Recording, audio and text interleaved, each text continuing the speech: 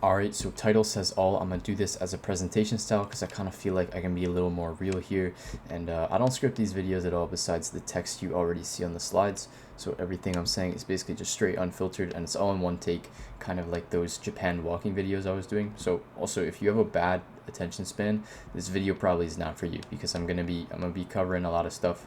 So probably don't skip around.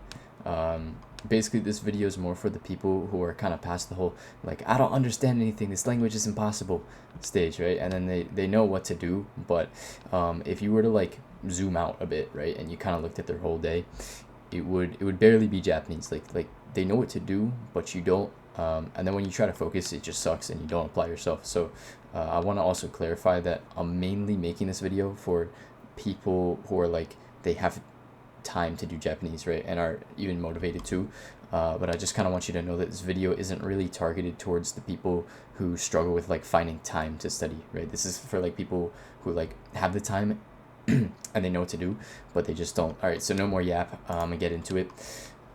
Basically, this is gonna be in two parts, real quick. First one is addressing your kind of like excuses and your cope, and then straight in what to do. So this excuse, the kind of one of like just being a perfectionist, right, is pretty common. So first I just want to talk about like what kind of mindset, beliefs kind of hold people back, because a lot of this stuff is all mental, just in terms of AJATT, studying Japanese, right? If you look at the original blog for AJATT, like maybe 10% is about actual like learning Japanese, and then like the rest, like 90%, is all just like reminding you to stay on track, like reminding you not to quit. So the reason I'm about to go over all this stuff here is because a lot of this will like mentally hold you back without realizing it, because well, if it can't be perfect, then what's the point, right? You don't want to be thinking like that. So even if you kind of have momentum, you still kind of feel like you want to be perfect, right?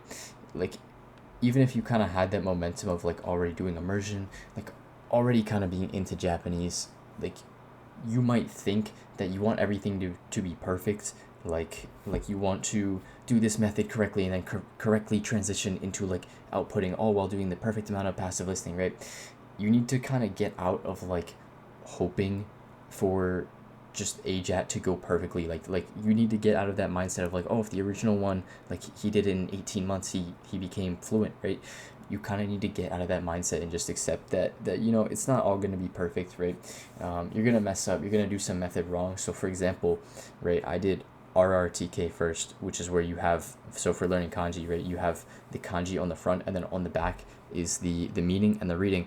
But the problem with this was I never actually learned how to write the kanji from memory at all. So if I want to know how to write kanji from memory, which I do eventually, I'm gonna have to go back and redo the RTK. But you know what? It's not that big of a deal, right? So you're gonna mess up. You're gonna do some things wrong. It's inevitable, right? Even if you watch a bunch, like even if you watch my videos, anyone else's videos, right? Part of this is just like stop watching YouTube and actually take action. Um, but no matter how many YouTube videos you watch on AJAT, on language learning Japanese, it's like you're bound to mess up anyway. Like you're gonna make some mistake no matter how much you prepare. So there's no point in trying to make this all perfect, right?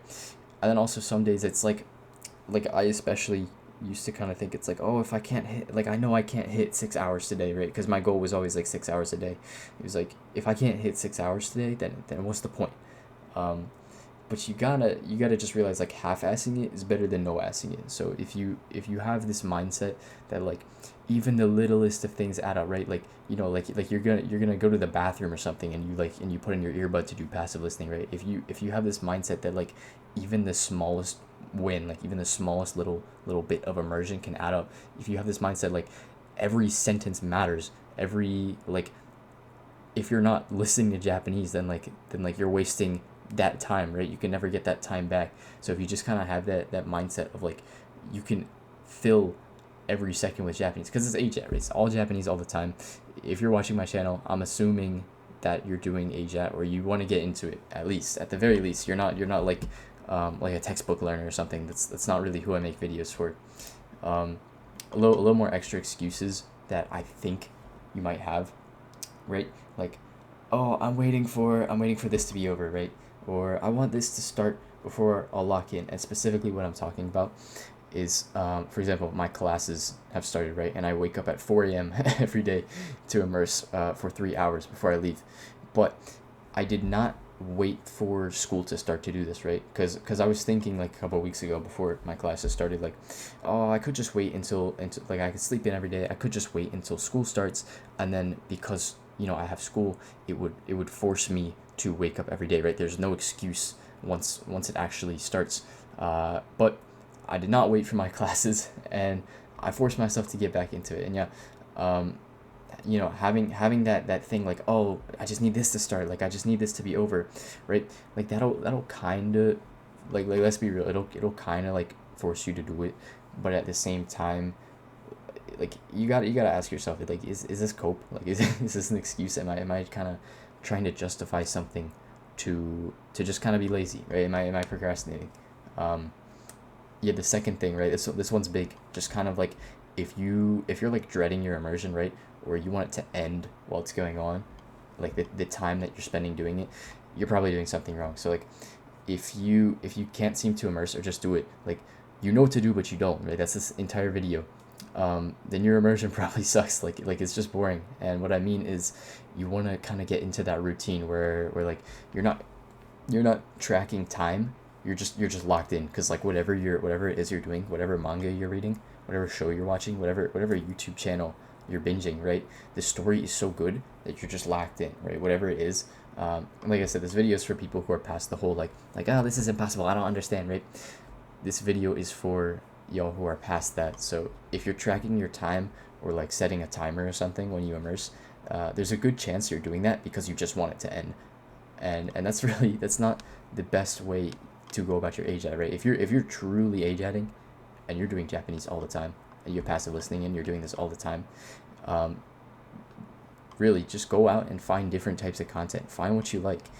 If you're losing track of time while you're doing the thing, that's how you know you're doing it right. Like, if I can sit down with a manga and for like 3 hours just like read like a couple books, like, that's how you know you're doing it right. Because I'm not sat here like with the toggle app or something, or like my polylogger open, right? I'm just enjoying the content, and then naturally time will pass as you do that. Okay, so now the actual thing you clicked on this video for. Yeah, so Japanese is like kind of supposed to be, in my thinking, kind of like a workout for your mind. And not that immersing has to feel difficult or hard, but you're training your Japanese, right? You're training the skill. You have this skill that you want to, train, um, and then you're making gains in the knowledge, especially. So if you kind of just put this in the light of like gym or something, you're making gains in like the knowledge of your Japanese, right? You're like working out. It's supposed to be a workout for your skill of Japanese. If you kind of think of it like that, it's like, well, of course, like, I wouldn't want to skip the gym today. I gotta go do Japanese. And part of this gym concept, right, is like training till failure. So, like, when you study, make sure you lock in. Like be kind of like, just I know this video is kind of for people who are like, they can't lock in when they study, but it's like, it's all mental. Like, um if you can kind of break past this mental barrier, I just kind of lock in, like force yourself to really pay attention. Kind of side note, like, even like YouTubers like Matt versus Japan will talk about this, just meditation. If you're bad with focus, right, um most of like not doing Japanese isn't a problem with the language. It's more of like a personal problem, and that's why these kind of videos are like tough to make. That's why I'm kind of just kind of putting all these different excuses out there, because I'm hoping if you saw one of those, it'll be like wow, like I kind of resonate with one of these, and it'll just kind of click for you.